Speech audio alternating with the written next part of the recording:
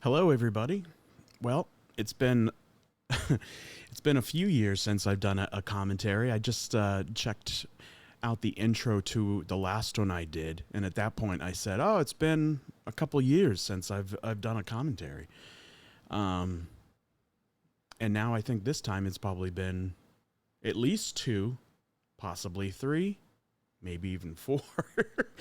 um, I'd say I'm betting on three. So anyway, it's good to be back, and I'm really excited to be doing this one. I've been planning to do a commentary for this for quite a long time now, and I've just been able to get myself to get up and do it, working through some stuff, and here I am, and excited to do this. Let me just give you a quick, I don't know, disclaimer. I don't know if that's the right word, but I have a cat, and she is in a meowing mood today. So if you hear what sounds like a painful crying in the background, that just happens to be how she sounds like, and she's quite a vocal cat, and she's in a mood today. So just watch. Now that I said that, she won't make a peep.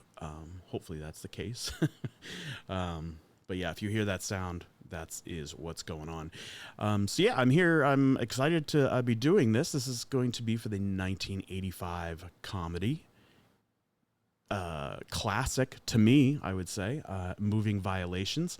And instead of, I guess, kind of doing an intro here about the film, I'm just going to start it up and we'll get going. Hopefully YouTube is going to be nice to me. I'm trying to do it in a way that, you know, the copyright stuff will be, or the chances of copyright strikes being minimalized here. So hopefully that is the case, because as we all know, they are quite picky when it comes to that stuff. So yeah, let's hope for the best. If you're watching this, I guess that means it worked out just fine. So let's press play on this movie, and we'll get going. All right, let's see here. So yeah, this came out in 1985. It's, I wouldn't say it's a forgotten movie, but it's kind of a, I guess I would say brushed aside movie. I've never understood why. This kind of came out at the height of popularity with Police Academy, which this is clearly inspired by, and people who were involved in the Police Academy franchise were part of this production. But for some reason, this one just didn't take off, which is really strange, because this came out 1 year after the original Police Academy, and there was a Police Academy 2 in 85. And of course, there were 5 more sequels after that. I think the last one was in 1994, 93, 94 it came out. So it's not, I mean, obviously every time a new Police Academy came out, the box office numbers would go down further, further and further, understandably, for multiple reasons. But there was still an appetite for it. And for some reason, this one, I don't know what it is. People just, it just didn't take off. Maybe it was marketing. I don't know what it was. I'm sure some people would say, well, that's because it's a bad film. But I would, of course, completely disagree with that. And I think this does have, a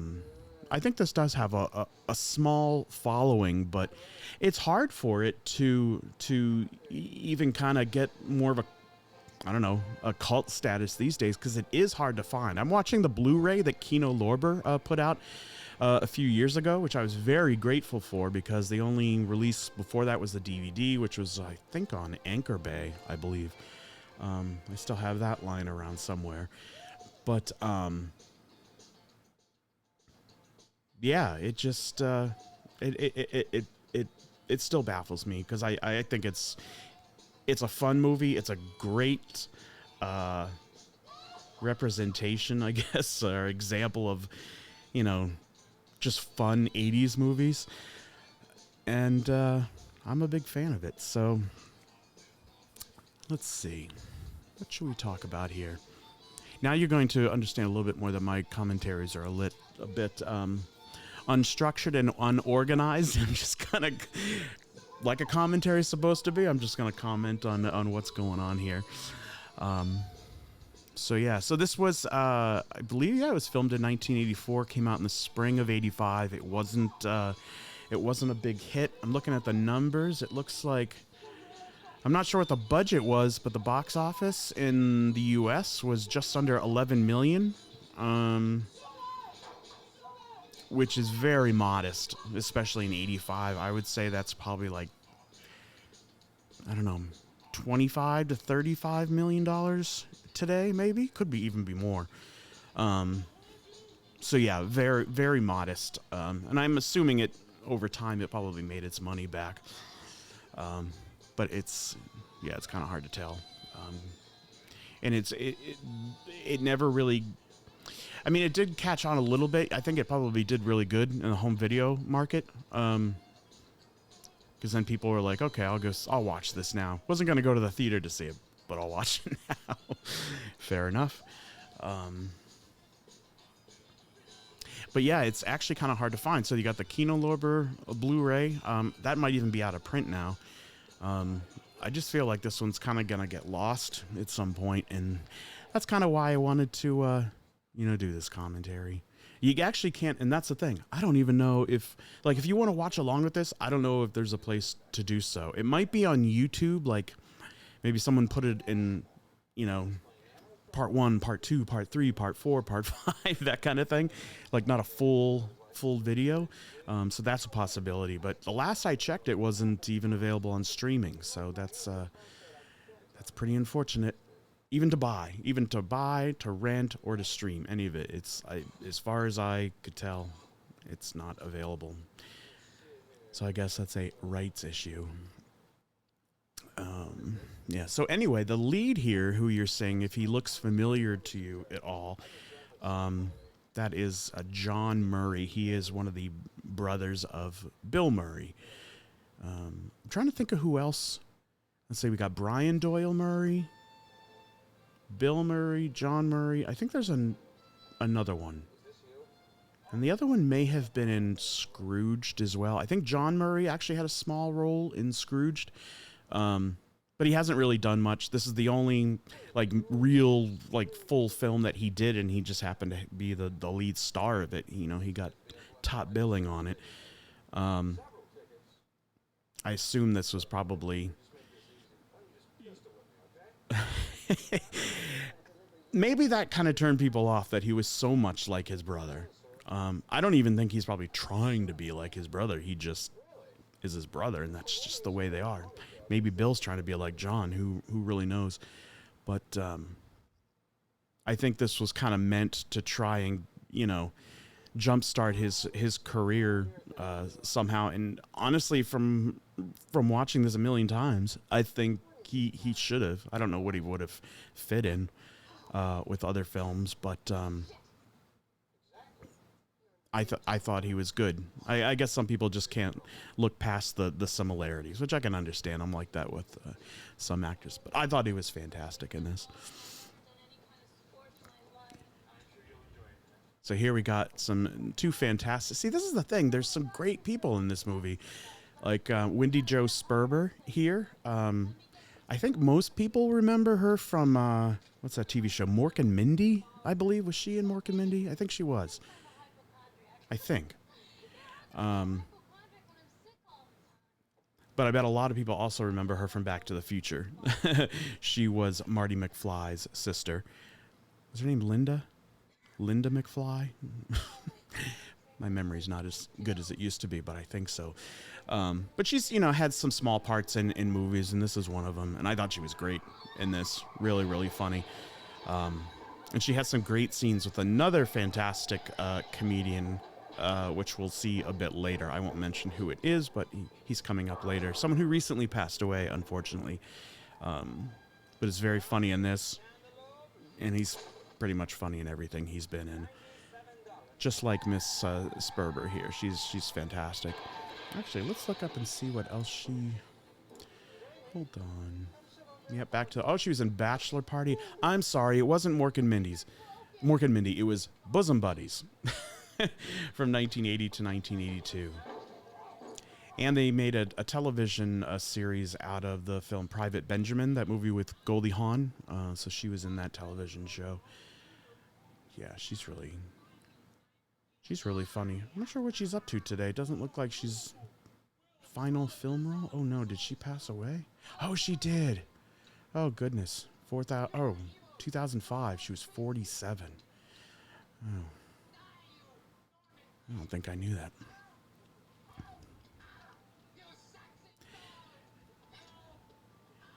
So yeah, this film was directed by Neil Israel. Now let me just find out exactly what his connection was to Police Academy. I feel like he wrote it. Yeah, he was one of the writers of Police Academy. Okay, yeah, the story and the screenplay were both by Neil Israel and Pat Proft, and they both worked on this film. So he directed other films like Tunnel Vision, which is coming out soon on Blu-ray from MVD. A movie called Americathon, which is kind of hard to find. Bachelor Party. And then after this, he went on to write, Neil Israel went on to write Real Genius, which has quite a big fan base. And I'm not particularly into that. I don't hate it or anything, but never really gotten into it, so I think I need to give it another watch, and hopefully I will enjoy it more that time. Okay, now this scene is really funny. You'll get a couple scenes with this. It's the first thing she says. Where's the beef? So yeah, she was, anyone that was around in the mid-'80s certainly remembers that. I mean, it probably still gets referenced today, here and there, but there was such a big marketing campaign for Wendy's, the fast food restaurant, and their whole thing was that they had more beef in their hamburgers than the other places. So the old lady there on the right, her name is Clara Peller. She was the actress chosen to basically blurt out, "Where's the beef?" when she's asking why her burger from the other places just don't look as big. So that was a campaign that lasted quite a long time and made quite an impression, so much so that she got a movie role. I don't know if Wendy's, sorry, I should say it right. I always say Wendy's. I wonder if they got a good, or Moving Violations got some funding, just for that alone, to say, "Where's the beef?" Because everyone knew what that meant at that point. And this lovely lady here, she was in quite a few things too. Is that her? Nedra? Yep, there she is. Nedra Voles is her name. She was in Lust in the Dust, National Lampoon's Movie Madness, Earth Girls Are Easy, Mortuary Academy. I think she had a much bigger career in television, so she may look familiar to you as well. And honestly, I bet people probably saw the Where's the Beef lady, Miss Clara Peller. Maybe it was in the trailers. Maybe it turned some people off. Which I can understand, I guess. Didn't turn me off. I was excited. I unfortunately did not see this in the movie theater.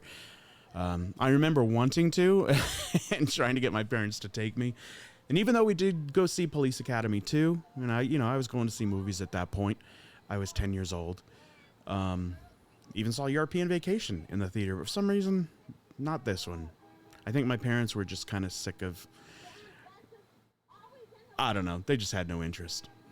Like, how can you do, it's not even a ripoff of Police Academy by any means, but the connection is obviously there in a couple different ways, and I think some people just thought, they probably still think that. I love this, this scene. It's fantastic where they're caught on the runway. It's perfect. Even though it seems like she's having a heart attack or something, but what a great scene. I believe that scene was filmed at an airport near where I live. Maybe I can find the information on it. I actually have a press kit from this movie. Let me show it to you. I got this kind of recently, a Moving Violations press kit. And I was reading through it, and I think that's where I found kind of some of the information about, you know, the filming and where it was filmed, how it was filmed, just kind of notes and stuff that the press would use to write about the film. It's pretty cool. It's got a driver's manual, driver's handbook, I should say. You know, a bunch of press photos. And I think that's where I learned it. But yeah, this is a nice little thing to get. I also have the poster for this in my kitchen area. So yeah, it's a loved film of mine.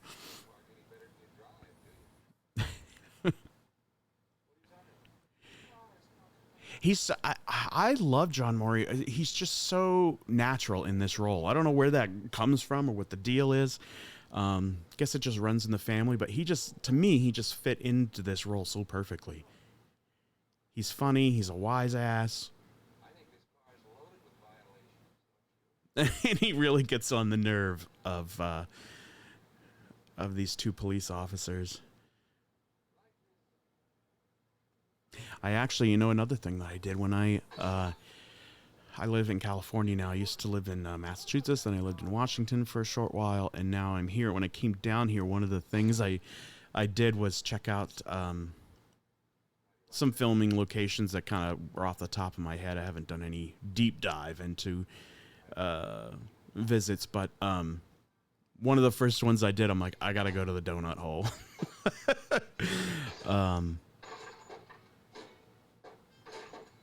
So yeah, I went out there. I got some pictures of it. It's still there. You can drive right through it.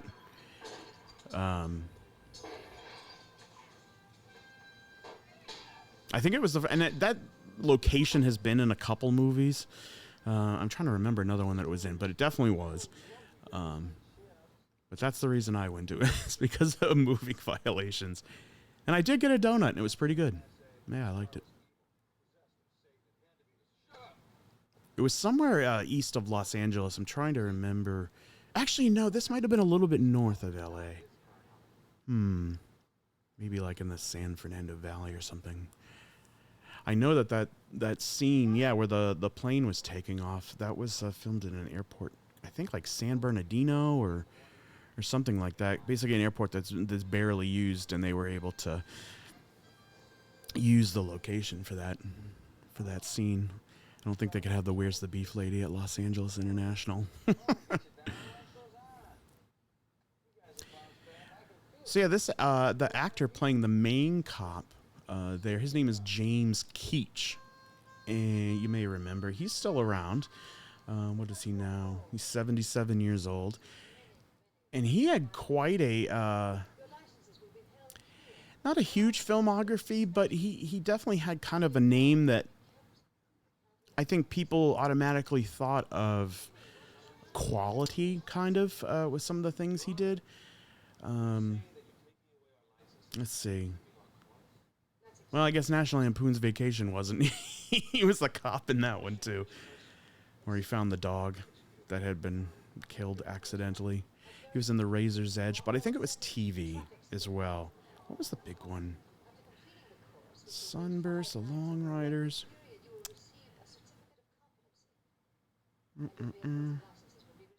Television films.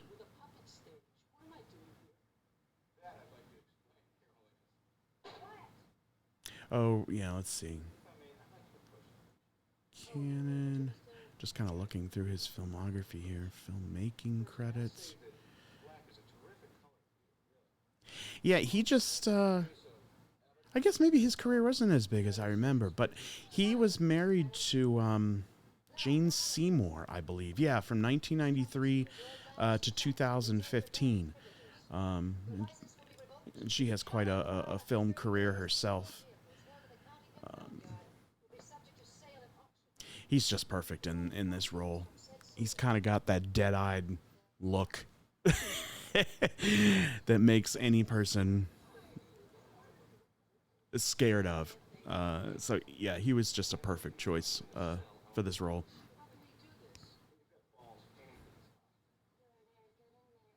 And, of course, we have Miss Jennifer Tilly. This is probably one of her early films, I bet. Let's have a look and see. Yeah, she's fantastic in this. Let's see. Moving. Yeah, this was her second film. The first movie she did was No Small Affair in 1984, the year before. And yeah, she's been in a ton of stuff ever since.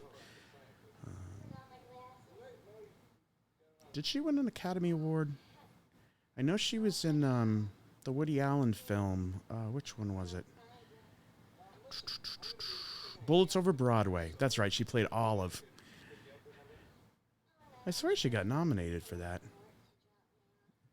Acting Awards, 94. Bullets Over Broadway. Yeah, she was nominated. Best Supporting Actress at the Academy Awards and the American Comedy Awards and the Awards Circuit Community Award, whatever that is. So yeah, she's had quite a career. So this is her second film. She was perfect in this too. That's one of the things I love about this. It's just the casting is just, they all work really well together. They play off each other perfectly. One of the things I really liked about Moving Violations at the time, it kind of had like a futuristic sort of feel to it. Maybe that was kind of the California setting. I don't know, but there was something a little bit more modern looking about this film compared to other, especially compared to Police Academy. And I think that came out. I mean, one of the first scenes you see, you don't even know where this is supposed to take place. It's clearly Los Angeles, but they don't say that. You know, and the license plates are for a state that doesn't exist, or it says Birch County, I think. Even that name Birch County and the logo they had was kind of almost kind of like a totalitarian kind of look to it. You know, very kind of blocky and I don't even know how to explain it, but it was it just had like a not of this place and not of this time feel to it, just a little bit. Kind of in the environment and the setting, not really with the characters. They're all very 80s.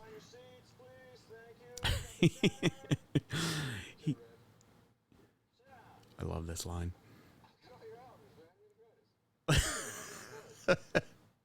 I just loved his personality too. He was just kind of, you know, an everyday guy, just kind of on the side of the people, which I really liked.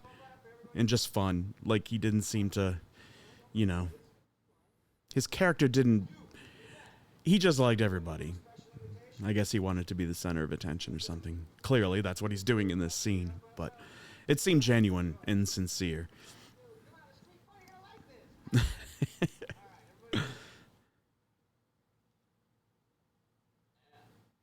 Yeah, even that room, even that room that they're in, that like lecture hall there, that lecture room, it just felt, it felt very modern, at least compared to, you know, what I was used to at the time as a kid. It felt different to me.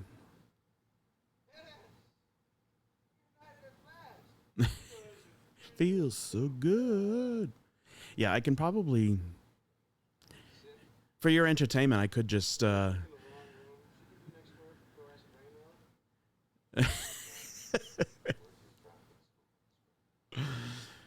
your traffic school inspectors.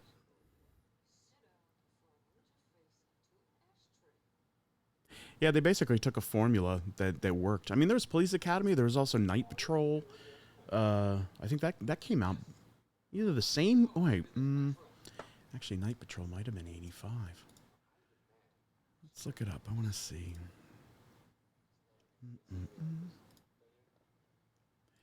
But there were certainly rip-offs of Police Academy, and I think this kind of fell into that category, even though it wasn't really. Oh yeah, Night Patrol was also 1984. That one starred Linda Blair. That is not a good film. I was not a fan of that one. Some people love it. Not me. Wasn't into it. New World Pictures. Billy Barty. Pat Paulson. Yeah, it's not the best cast. It just didn't work. Well, it did make less money than moving violations, so that makes sense.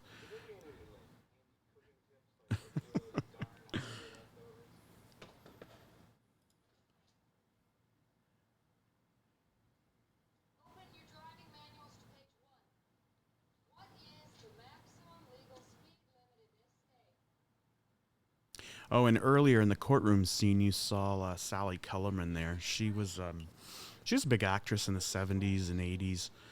I think she was most known for her role in MASH. I believe she was in both the movie and the television series.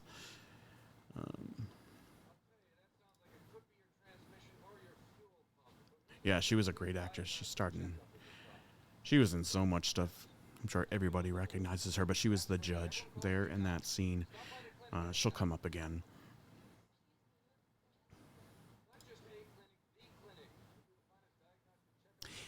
There we go. There's the other actor I was mentioning early, Mr. Fred Willard, who passed away recently. He's fantastic. He was very. I think he's probably most well known, at least more recently, for being in a lot of the films from like the Waiting for Guffman crew. This is Spinal Tap, Best in Show, For Your Consideration. All those Christopher Guest movies, I guess, is how they're usually labeled as. Um,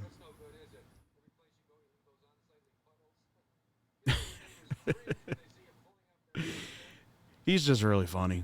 He was great in this role. Yeah, the chemistry between the I don't know who. Let's see, who did the casting on this? Not really sure, but yeah, they did a fantastic job with the casting.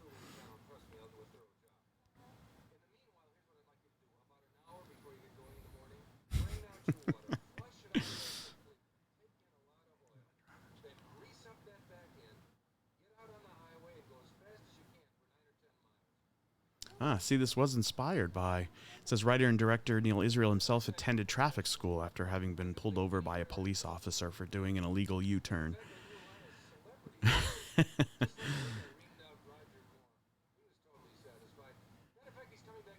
Robert Conrad appeared in the film unbilled as a favor to Pat Proft, who was an old friend. Robert Conrad. Oh, he's the police chief, I believe. Moving violations. Chief Rowe. Yeah. Oh, that's funny. I don't think he's had a scene yet. I didn't realize he wasn't credited. Um, that's cool though. This is such a great scene too. You can just get the vibe of James Keach's character here.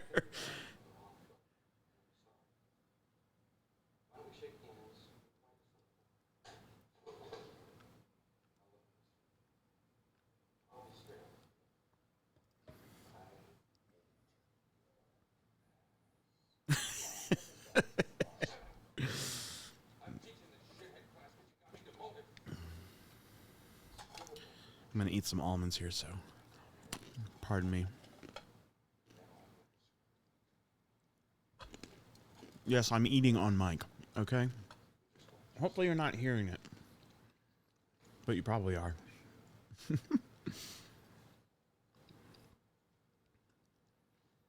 He's so good.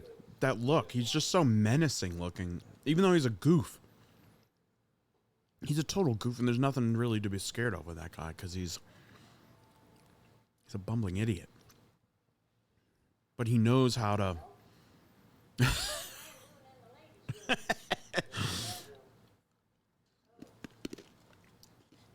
Still makes me laugh. Why is my back all wet? Okay, I remember.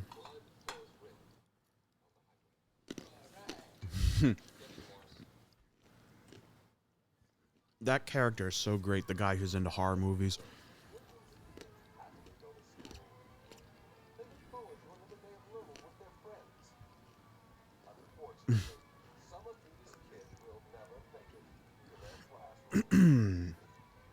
that was really something different too at the time. I think was the fact that that character, when he was talking earlier about the horror movies that he's into, he's like, "You like Friday the 13th, Texas Chainsaw Massacre," referencing other films like that. At least to me, I think at the time was kind of unique.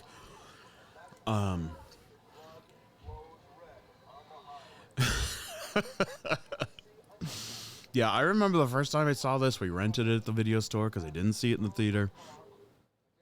And that scene, blood flows red on the highway, I could not stop laughing. It was just so funny to me because it was so blatant and just kind of like in your face. Very brazen, and I like that part of it, and especially because the guy who likes the horror movies was like in heaven watching it. Just fantastic. Oh yeah, Brian Backer. He was actually in a Police Academy film. He was in, I believe it was, yeah, Police Academy 4, Citizens on Patrol, which came out 2 years after this. He played one of the citizens who signed up to be a police officer. He's kind of an 80s staple. Even though he wasn't in a lot of stuff, he kind of, you know, he had roles that were memorable. He just kind of had a memorable face and way about him. Loved his character. I think the first film he was in was probably Fast Times at Ridgemont High, which is 3 years before this, in 82. Which is one of the best 80s films, one of the best teen comedies, just whatever. Fantastic film. And he was perfect in that. And I think he kind of, played a similar character to that in a sense in all the movies he was in.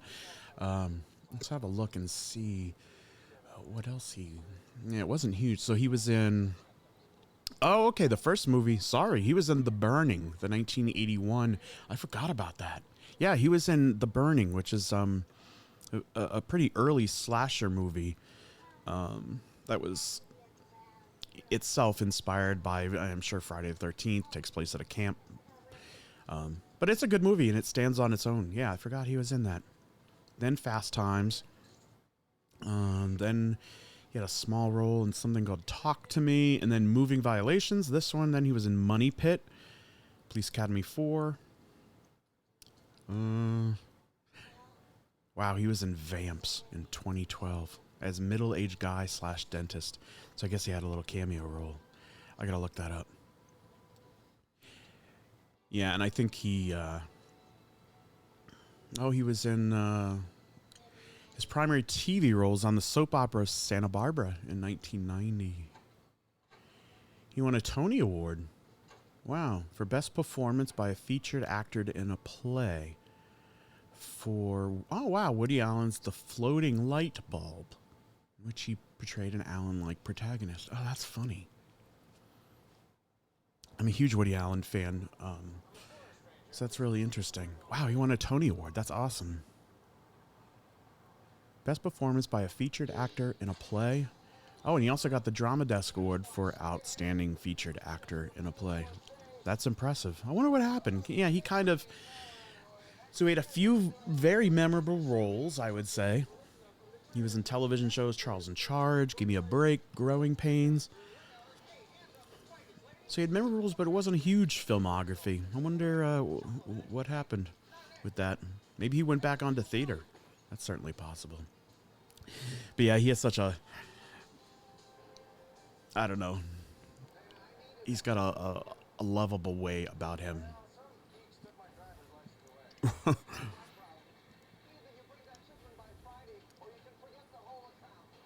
Yeah, I even think like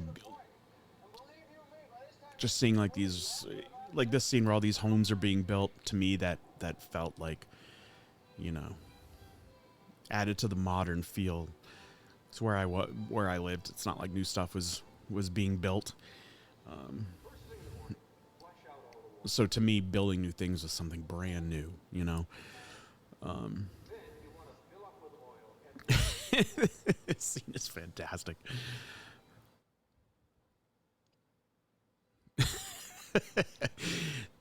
So basically, she just misunderstands the conversation that she had with Fred Willard. He works on cars, you know, putting oil in the cars and all this stuff. You got to clean up that rear end, really clear it out. And she thinks he's smear it all around. Yeah, see, she thinks, oh gosh, she's talking about herself. I don't think this scene ever grossed me out, but it just, the thought of what she's doing just seems so indescribably uncomfortable. Drinking a quart of oil and then Vaselining herself up before she goes running out on the highway. That's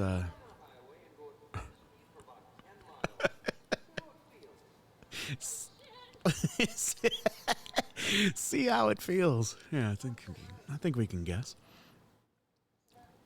Ah, there she is again. Sally Kellerman. She doesn't seem as much like a judge here, but she is in this scene. In the whole movie, of course. April 1985, this film was released, as you can see from the license plate. A crash course. Yeah, I'm looking at the poster now in the background there. A crash course in traffic school from the creators of Police Academy. So that's kind of the thing. It's like kind of a bet you're taking there. You don't know if you know, using that name to really grab attention, if that's going to backfire or not. Sometimes it doesn't. But sometimes it does, and it seemed like it did in this case. See, I even love the poster with all those signs. Dip, wrong way, stop, only, one way. Yeah, all that stuff. The poster was great. This needs to find an audience again. I don't know who that audience is, but I think they need to find it. Great tune here, too. This is this song was made for this movie by a small, I don't want to say small scale pop star, I guess. Her name was Nona Hendryx, if I remember correctly. No relation, I believe, because I think her last name is spelled Dryx at the end.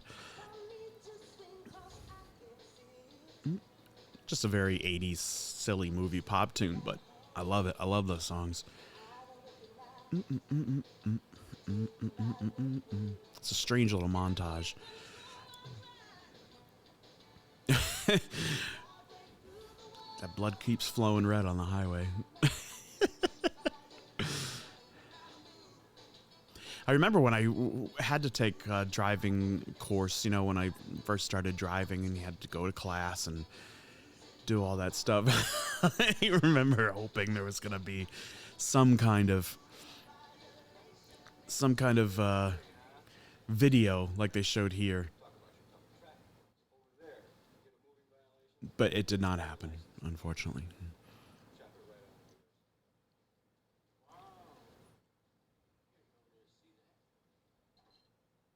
I should look up the history on that guy who likes Friday the 13th and all that, because I read about him recently, and I think he's still around. I don't think he's acting, though. Like, maybe he's doing... No, I shouldn't even say, because I don't know exactly. It could be anything. But I feel like he's in film production or something. He made something of his life.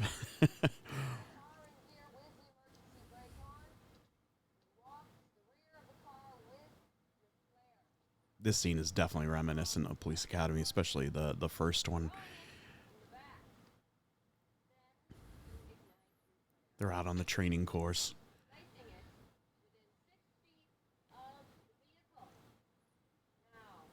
I like this actress too. She was great in this. She was a perfect sidekick to James Keach's character. And not to ruin anything, but by the film's end, she has a turnaround.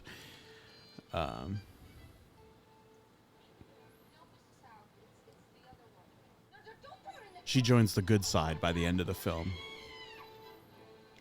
While James Keach does not. He's a bad guy. He stays a bad guy. Him and Sally Kellerman, they remain the antagonists, I guess.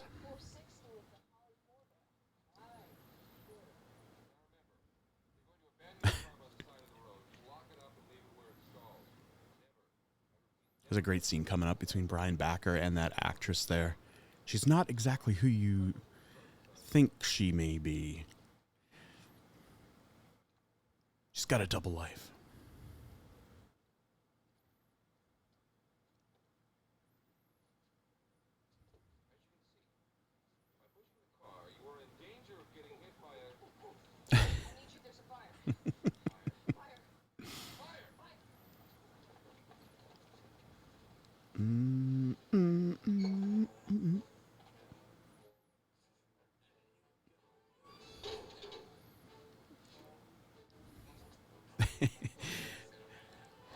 That reminds me of the scene in Top Secret. Also from, well, that was 1984. But there's that scene where it's like an army truck or something is like speeding through a field and it comes across a Ford Pinto. It's just sitting in the middle of the field for no reason. And the army truck screeches to a halt just in time and barely hits the back and just goes ding, and the whole car explodes. Oh, this is I believe Don Cheadle, if I recall correctly, who's working the drive-through there. Yep.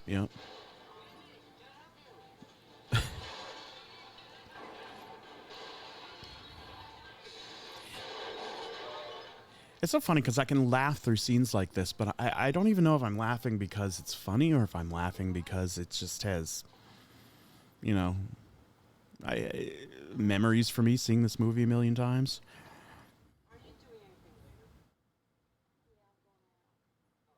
Ah, yes. They're going to the bandbox.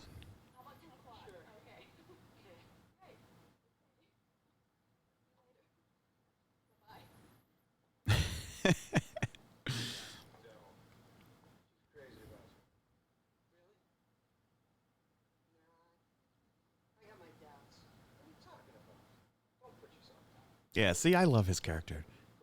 Go getter. He's a good dude. I like that.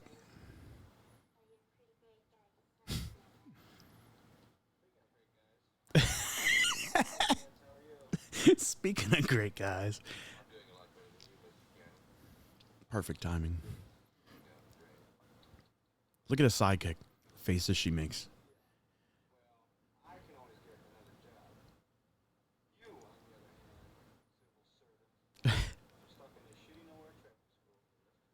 Oh. Look at those dead eyes. Oh, that's great. I can't really recall seeing him in many other things, but I wonder if that's just his look. He just has a dead-eyed look.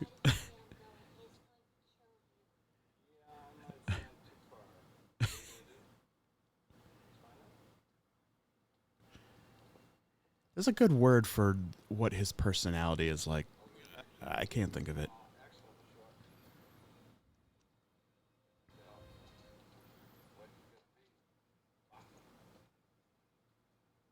Yeah, look at her. I love how she's like doing the motions too.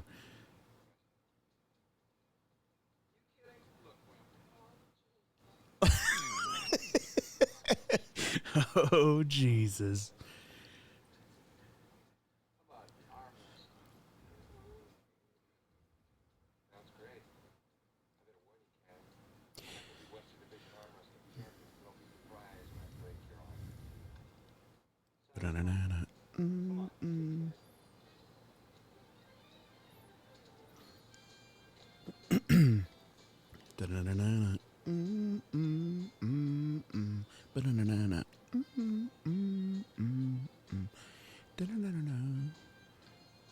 This is I love how they have like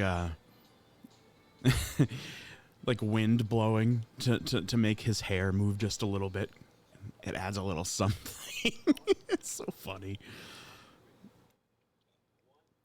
I have never tired of this movie. There's even, there's films out there that I love, and I've seen a million times. But even at this point, I've tired of. Not that I wouldn't watch it again, but it's still,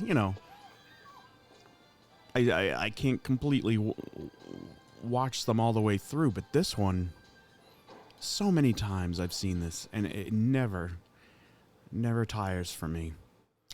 Here's Robert Conrad. Oh, right, we did see him earlier as the Chief Rowe.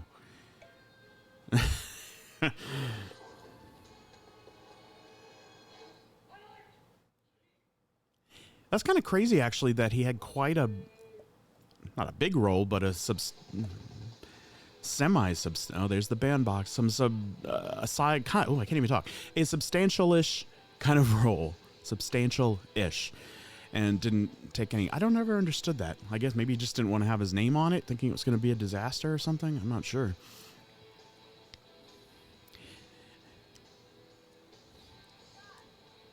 And this is the, is this Sammy Hagar? Yeah. I don't think it's Van Halen. I think it's Sammy Hagar. I Can't Drive 55.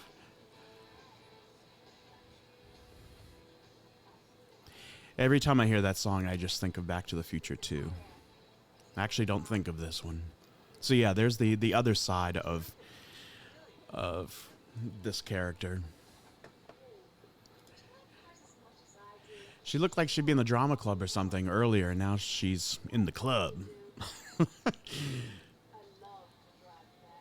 I love to drive fast, Scott.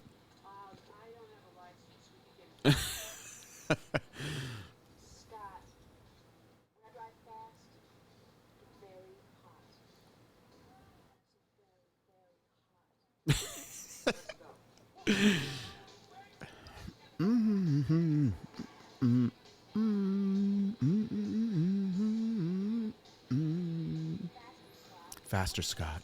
Faster.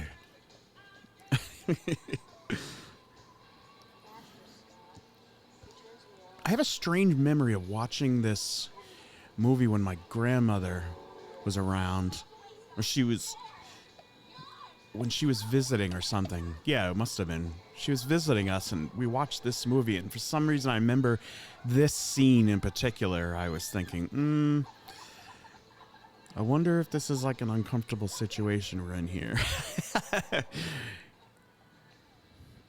It's not anything. It's just her with crazy hair listening to crazy music. So I was probably like, oh, my grandmother's probably like, this is not for you.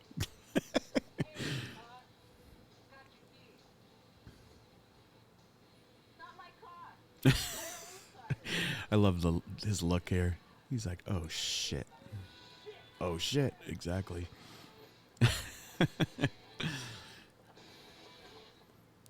Classic. See, this is another scene that, yeah, this also made me feel like, okay, this is kind of like a slightly futuristic film. Because this is like, she's at NASA, and they're showing this huge room, this big control room with these screens, and you'll see what comes up next where they're in the gravity room, or what, the anti-gravity, no gravity room, which felt very futuristic at the time.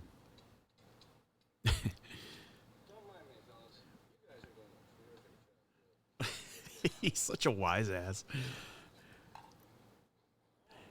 So I guess in that sense, he's a bit of a dickhead, right?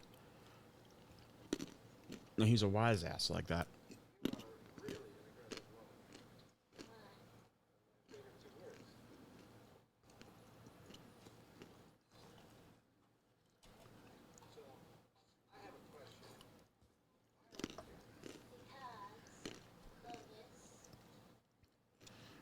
I need to look up and see if Roger Ebert and Gene Siskel,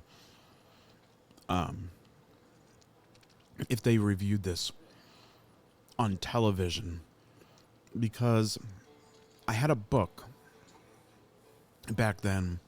I think it was his first book, Movie Home Companion, Remember, he's on the cover with thumbs up, and he's got his fingers on top of two piles of video cassettes. Had a blue border around it. I think that was his first book of reviews.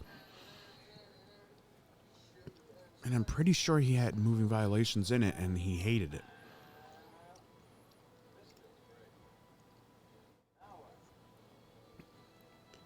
Like, I think the rating he may have given this at most was 1.5. Could have been 1 star, half a star, could have been no stars. I don't think it was no stars, because that's pretty bad. He saves that for, like, I Spit on Your Grave and movies that he finds really offensive.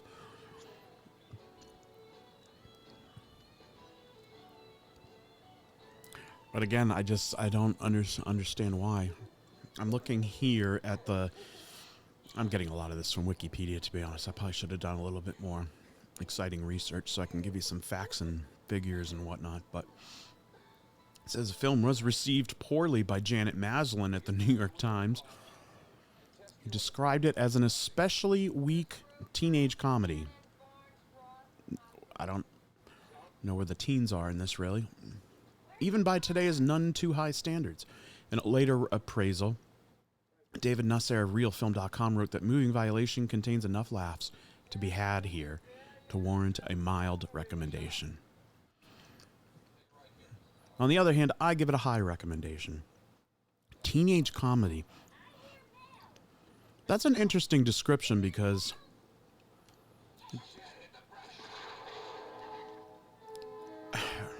I think there's one teenager in this movie, which was the punk rock girl going to the bandbox. I think we know she's a teenager. You'll see a scene later where she's like in her parents' house. I'm pretty sure. Yeah, she's in school or something. Maybe they mean that the comedy itself was kind of juvenile. Because only teens like juvenile humor. Which is, of course, really silly.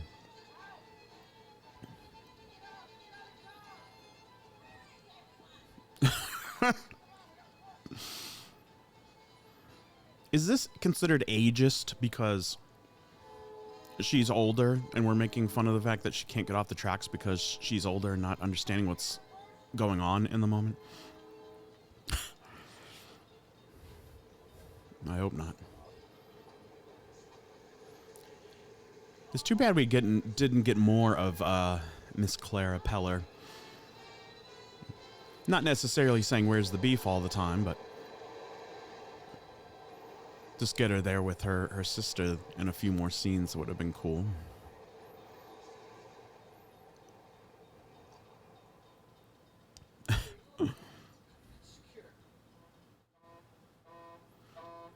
Yeah, I actually want to look on... let's check out Letterboxd, which is a great app. I would recommend it. I guess it's a website, too, basically. You can put your movie reviews in there and check it out if you're not on there. I think it's a great website. It's better than Rotten Tomatoes, in my opinion, because it's... I don't know. I just like it more. Okay.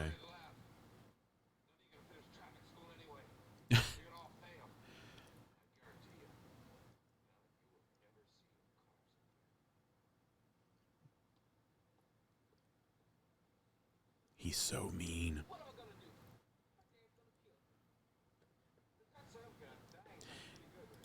So if you look on Rotten Tomatoes, right? You look up the review.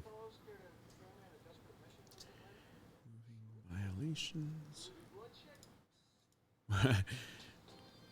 He's all about horror and death. Okay. Obviously, there's not a lot of reviews on here from critics. They only have 4. Popcorn Meter has it at 51%, which actually lines up with Letterboxd, which is looking at a 2.9 out of 5. That's not bad, actually. So I guess some people liked it. Yeah, a lot of 3.5.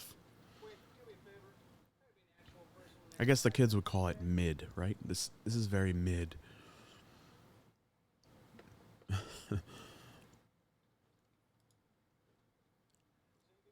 Let's see what some of these critic reviews say.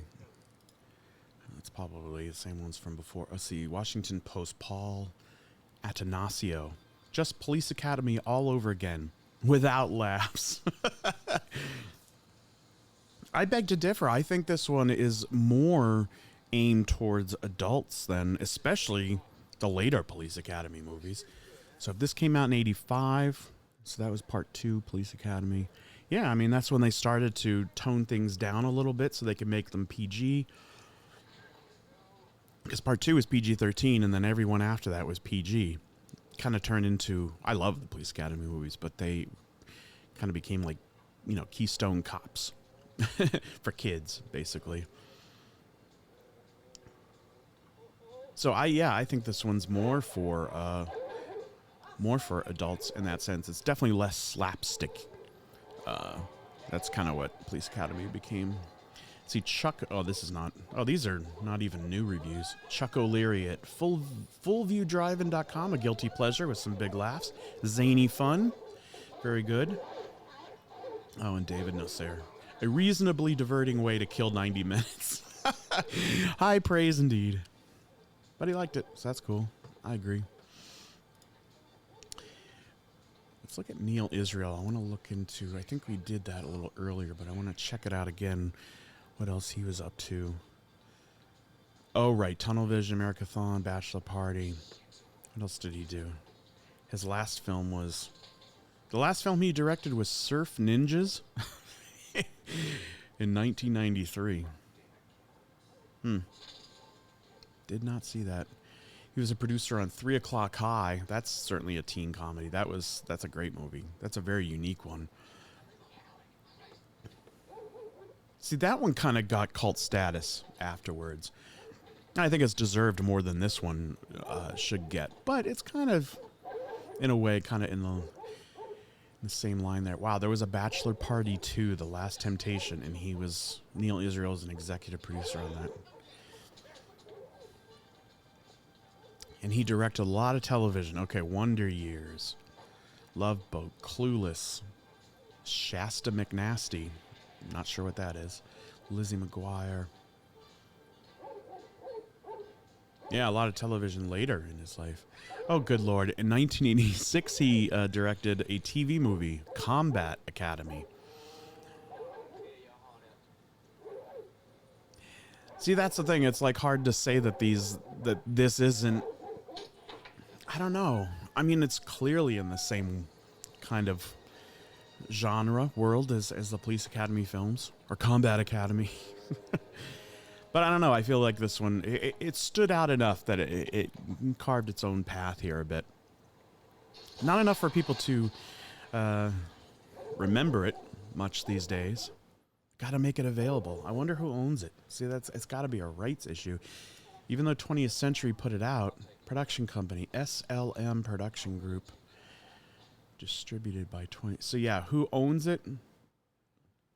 Not enough people own it to care. This was PG-13. This must have been one of the first PG-13 movies. It's 1980. Well, no, I guess that started in 84, right? I always think Red Dawn was the first PG-13 film.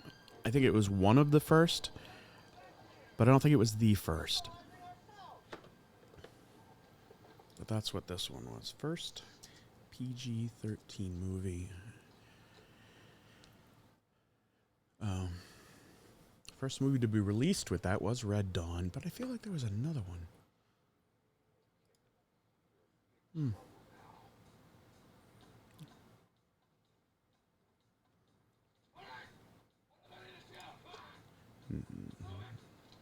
I think what it was like Red Dawn was not given the first PG-13 certification necessarily in the order that they were done by the Motion Picture Association. But it was the first one that was released with that rating. So that makes sense.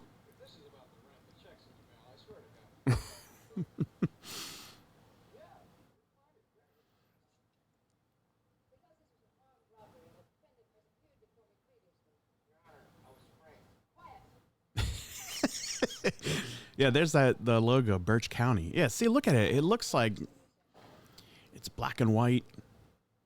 It's very cold. Yeah, that's another thing. It's kind of a cold vibe. Like, just look at that room, that lighting and that wall. I guess those are drapes or something.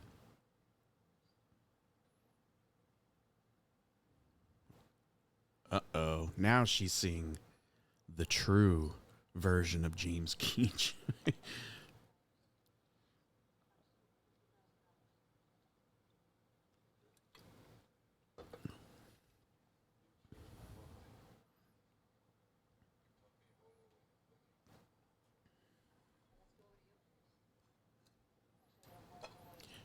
I love these kind of movies too that that don't plot doesn't matter. You're just here to have a good time. It's just by the numbers, bad guy, good guy.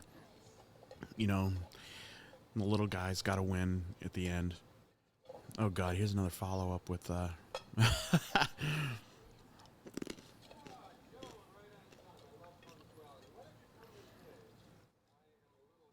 See, I think some people would say, okay, this joke is still going on. But I think, to me, that's what makes it funny, the repetition of it. Like this joke about her not understanding that this is a car, like, she's at a car repair place and she still doesn't get it. I guess it's the same joke over and over, but I like the repetition. I think that's funny. And they just increase it, escalates each time. Oh, that's great.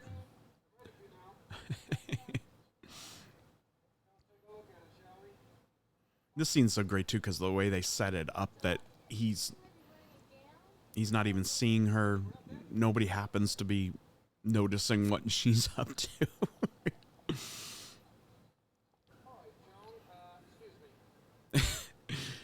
It's absurd. I love it. I love absurdity.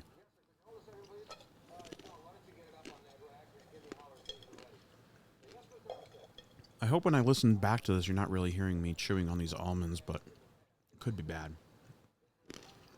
If it is, I'm sorry. I'm not re-recording this. I need to eat, okay?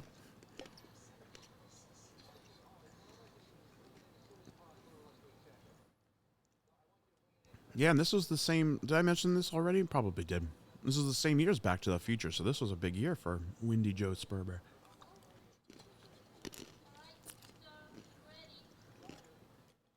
Grandpa hit him with the car.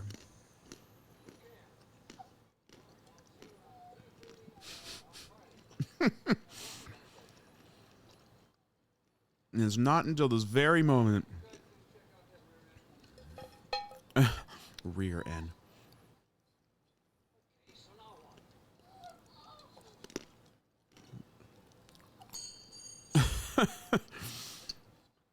That's great.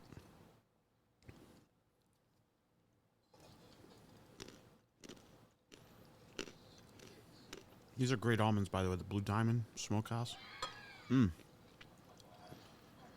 Get them. And chew on them into a microphone.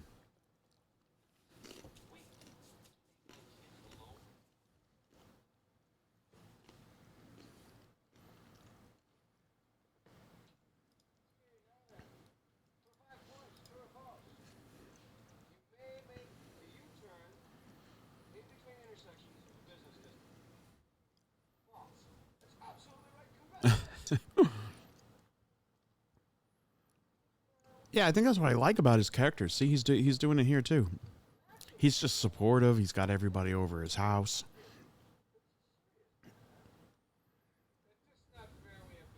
It's not even like a major part of the plot of the film, but I don't know. I like it.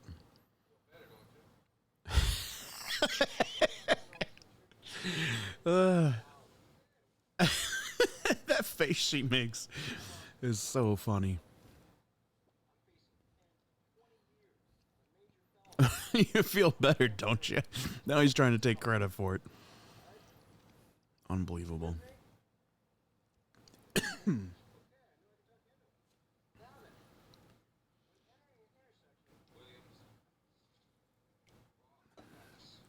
I love the face he makes here when he says his name and says, pass. He's so mad. Here.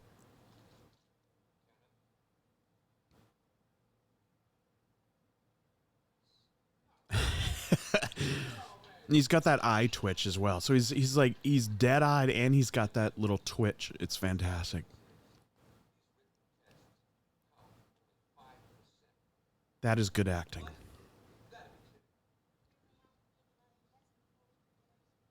Mm-hmm.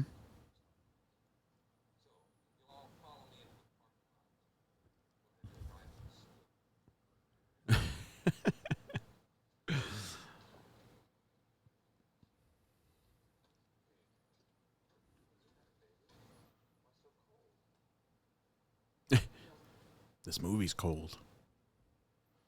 Love it.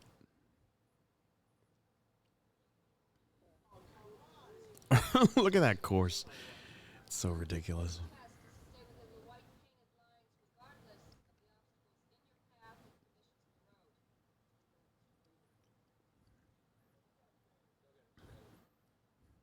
You can tell she's almost reached her breaking point with her work partner there. Buddy cop, cop buddy, partner, whatever they call.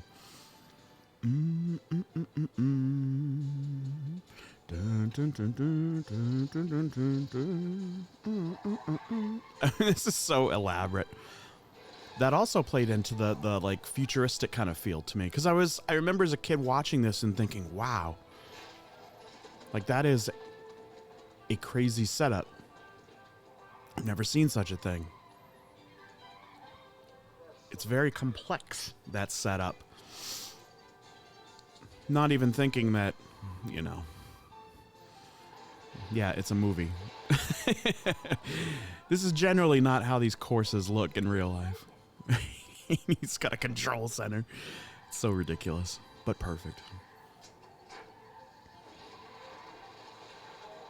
Mm-hmm.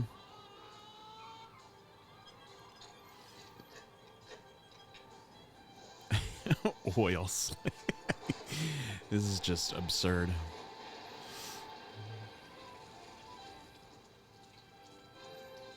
Especially because it's weird because it looks like a makeshift kind of course that they set up, but then it's all very kind of like technically advanced. Oil slicks and hurricanes and tornadoes. He nailed it.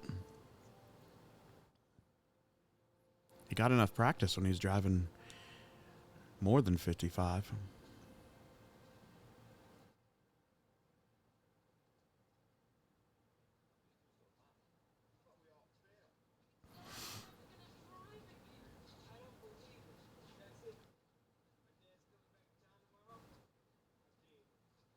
It's kind of funny because this moving violations almost feels kind of more highbrow in a way than a police academy film, you know?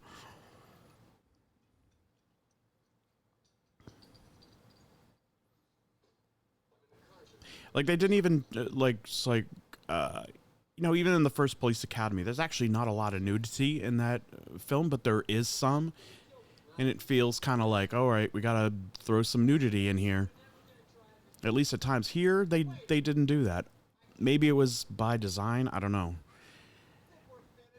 Maybe they're like, we need to have a PG-13 version of Police Academy that you know kids can go to,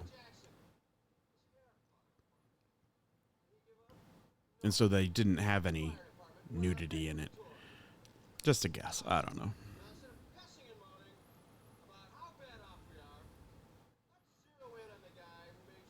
So moving violations is basically Police Academy for the elite class. Like me, I'm very elite in my love for this film.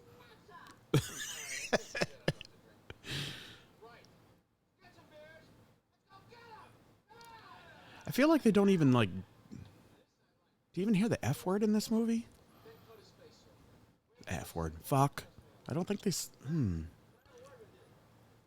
It's almost make me wondering why it's PG-13. Probably because.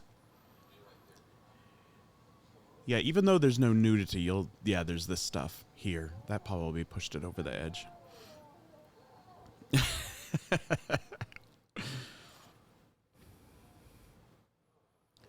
We're reaching we're in the final act now, I think.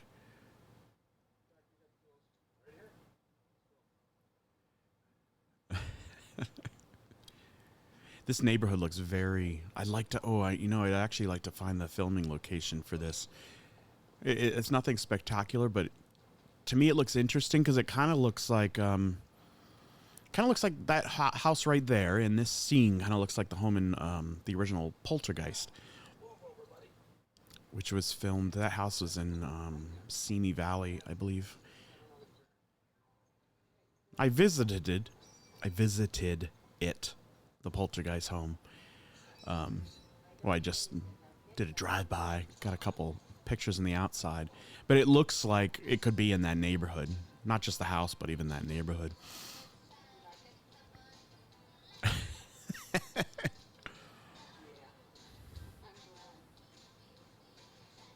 Oh, that's right. And he realizes that she is a teenager. Yep. So she really is the only teen in this teen comedy. I don't even think Police Academy is a teen comedy.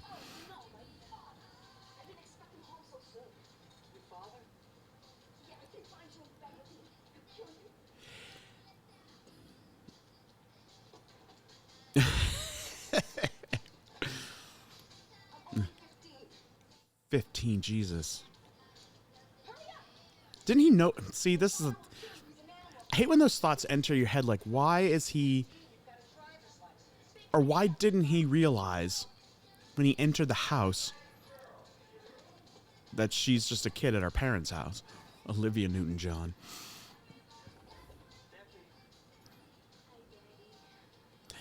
Yeah, don't let facts get in the way of good entertainment, I guess. He clearly should have known that's her. What did he think that was her house? Living in Simi Valley in the mid '80s. She's very well off being a punk rocker, I guess. Yeah, look at that. See, it's kind of got that. Oh yeah, suburban LA vibe. And those police cars, that was another thing. Yeah, I forgot to mention that earlier. I mean, those. No way. I don't think anywhere, at least in the United States, had police cars like that. What was that, a Trans Am or something? Yeah, that was not a thing. So to see it in this movie, and it's Birch County you've never heard of, and a state you've never heard of. Yeah, it all just kind of had a different feel. Maybe it's not futuristic, but it had a unique aesthetic to it that I liked. Nothing over the top. It's almost barely noticeable, but it was enough to make this feel different. For a young, impressionable 10-year-old like myself.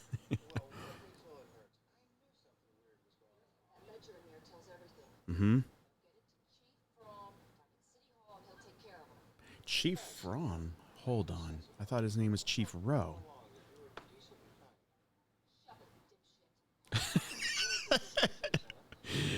Shove it, dipshit. I like that she can be on the right side of things, but still be an asshole. That's perfect. I like that contrast. Oh, right. Robert Conrad was... Oh, no. Chief Fromm. Who's Chief Rowe? Is that from another movie? Sorry, I'm kind of losing my mind over here.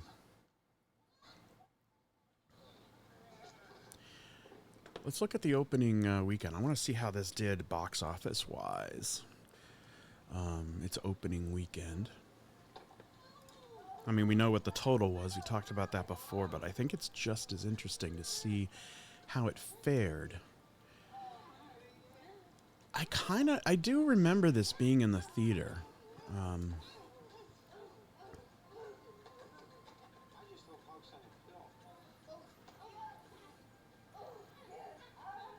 I'm not sure if it got an what do you call it? An international release. According to Box Office Mojo, it didn't, but I kind of feel like it did. It may have even been under a different name. Okay, let's see. Domestic take. Opening weekend. So it came out April 19th. Oh my god. Okay, this is too perfect. Now this I didn't realize. Came out April 19th. It opened in second place. Wow.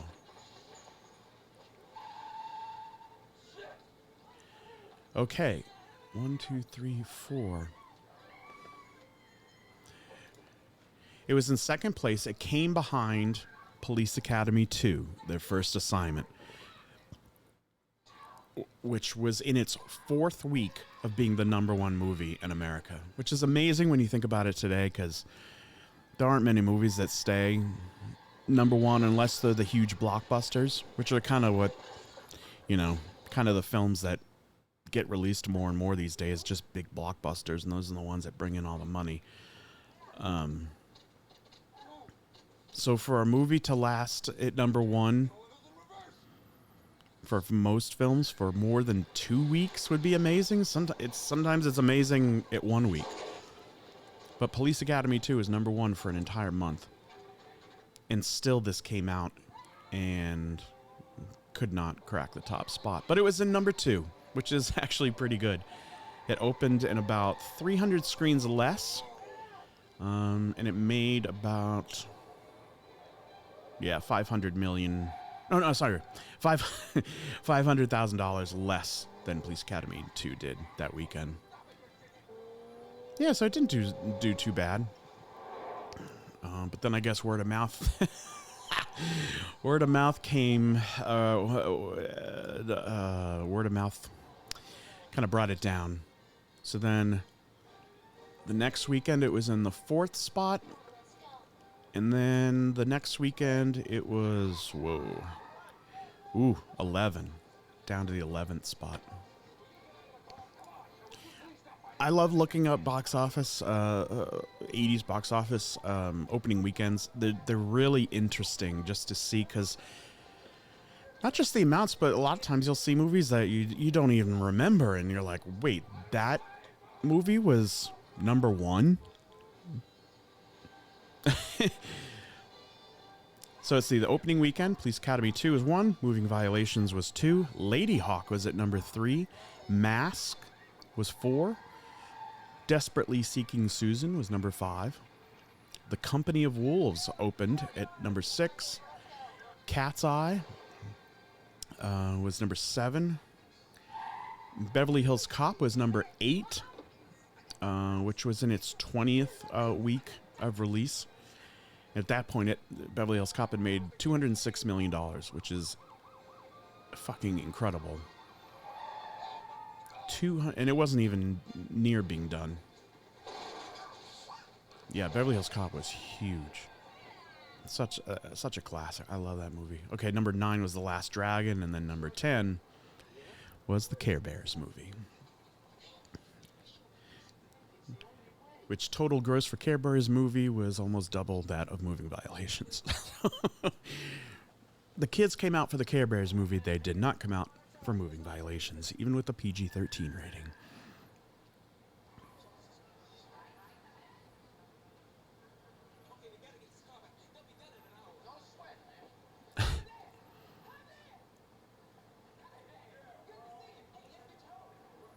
Oh, I think that said Birch County Airport.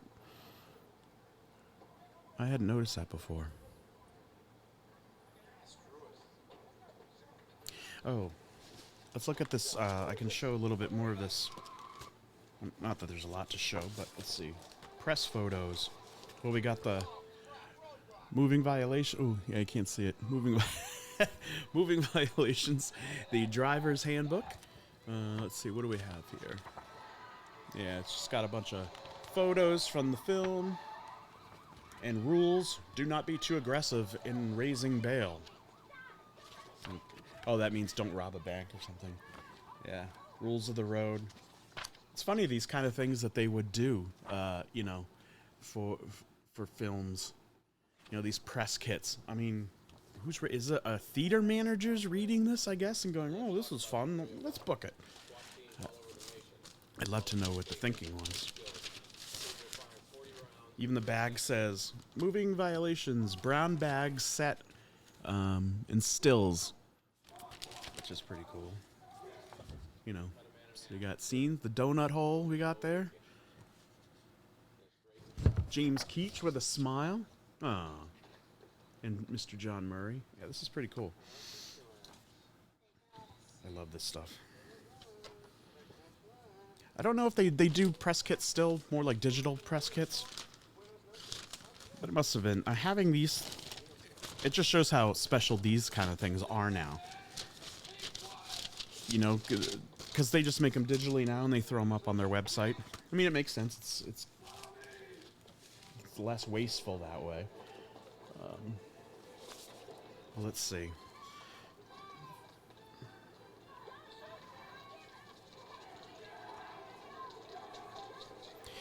This is such a great ending to this film with this.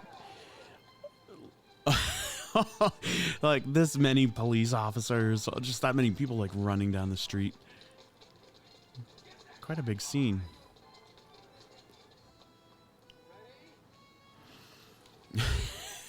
I think I read in this press kit, that's where I read some of the facts about the production. I think they were talking about, like, when they filmed this movie, like,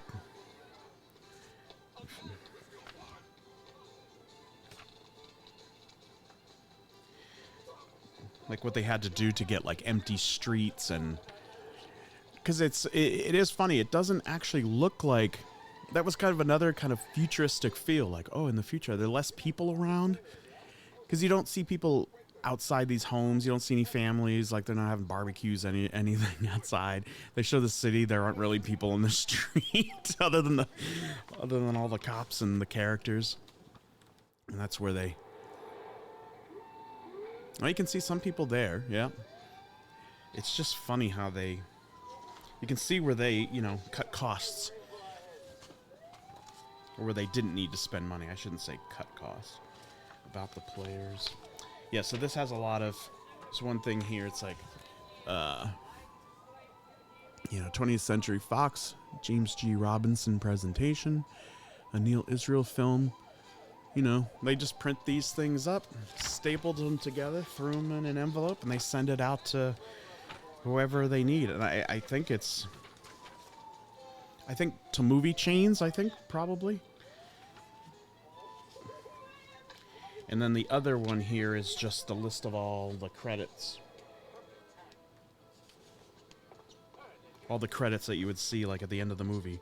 Float consultant Andrea Woynick. Andrea Woynick, are you out there? Are you still around? Are you still alive? Are you out there? Are you watching this? Do you remember consulting on the float?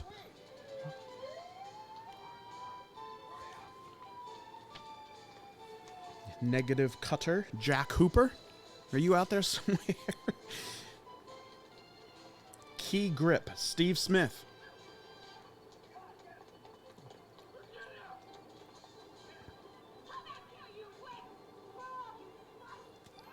I love when she does the arm, like, super quick.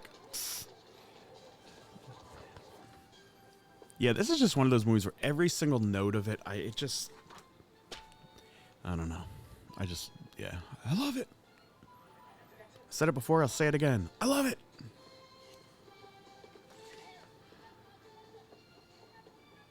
It's always funny these characters have, like, last names, too.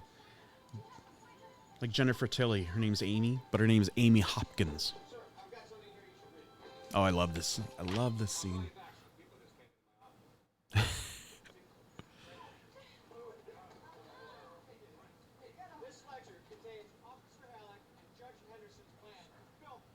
Hmm?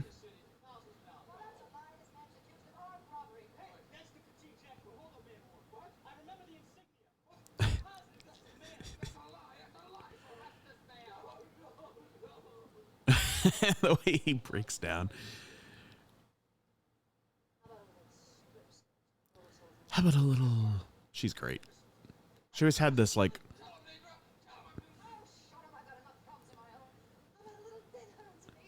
How about a little... Sultry, I guess, is the word for her. I like when you see the cops do the right thing. Especially the chief. Like, I like the chief of the Beverly Hills Police Department in Beverly Hills Cop. That's another great cop character. Because he did the right thing and stuck to the law.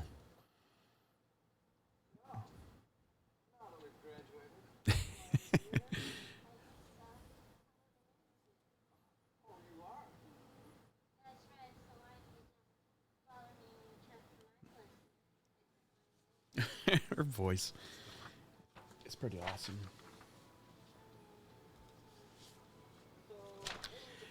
If anyone out there has the ability to put out film scores, that'd be great if you could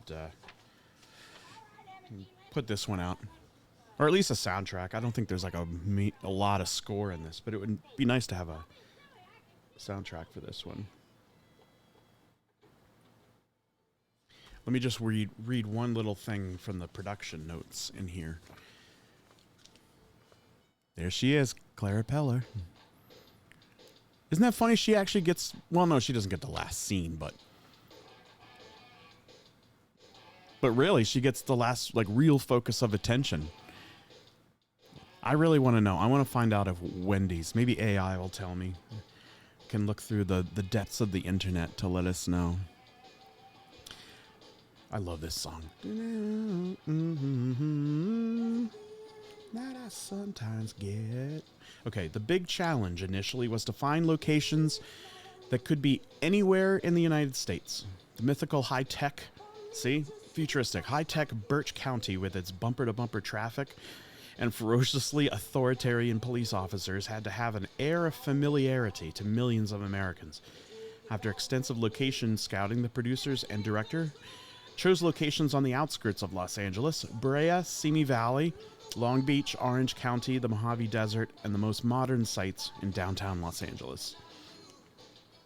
Each location witnessed incredible car stunts and extravaganzas. In Long Beach, the filmmakers employed thousands of extras to create a chase scene which features the entire cast tearing through the streets during the middle of a parade.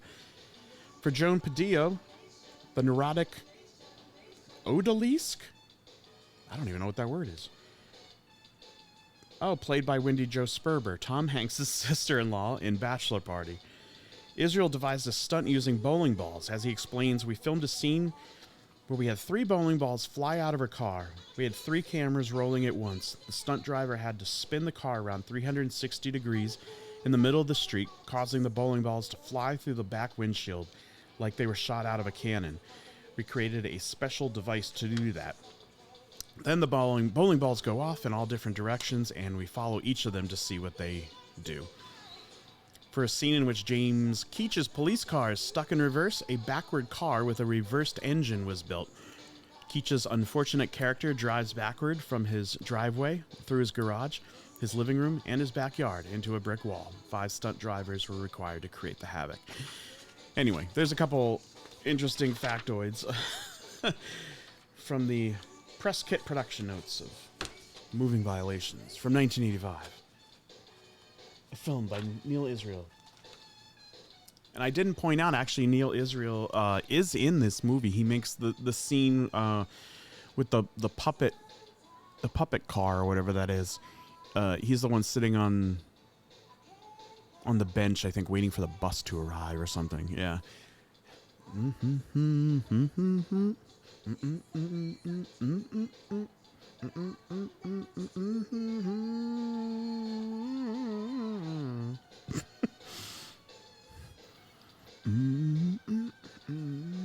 What a tune. What a damn good tune, I gotta say.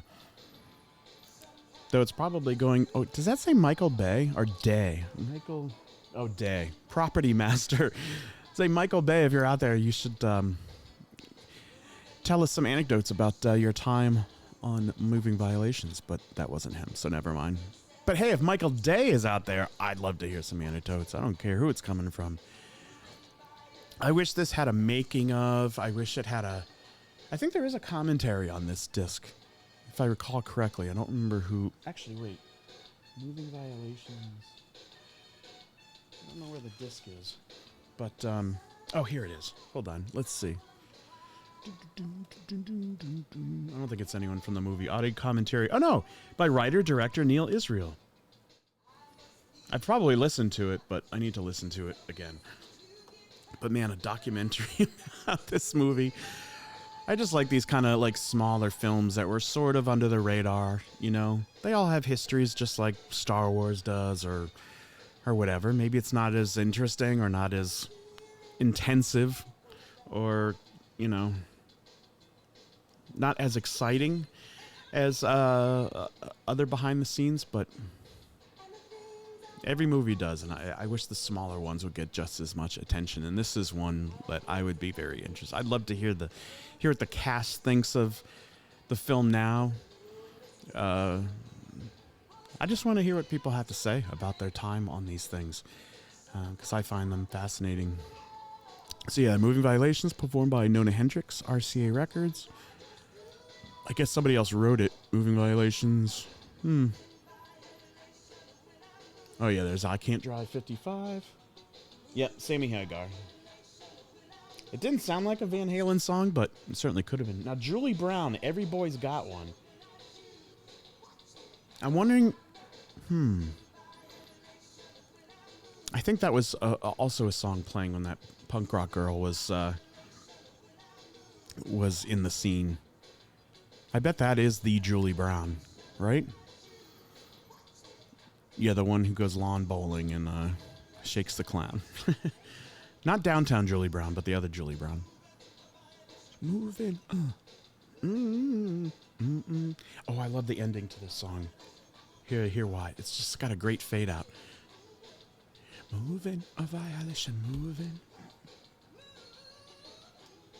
It just has like these like low key synths that just close it out so perfectly. Love it. I love it. I love it. I love it. So anyway. Oh, I just turned off the poster. I didn't mean to do that. Well, anyway. Wait, let me put the poster back on. Oh, now it's going to be... forget it. Anyway, that's how we're ending. Anyway, I thank you for watching this and listening to this commentary. That went by really fast, which is kind of strange because I feel like I didn't add a whole lot of good commentary to this, but I hope you enjoyed it otherwise. You got some facts and views and some personal history with the movie. Yeah, and I highly recommend checking out if you can find it somewhere. I mean, it's not missing. You can find it, but it's just not readily available, I guess is the way of putting it. It's just a heck of a lot of fun. It's so rewatchable. And yeah, it's one of those kind of hidden gems to me in a way. So yeah, thanks for watching. Thanks for joining me, and hopefully it won't be another 2, 3, 4 years before I do another one.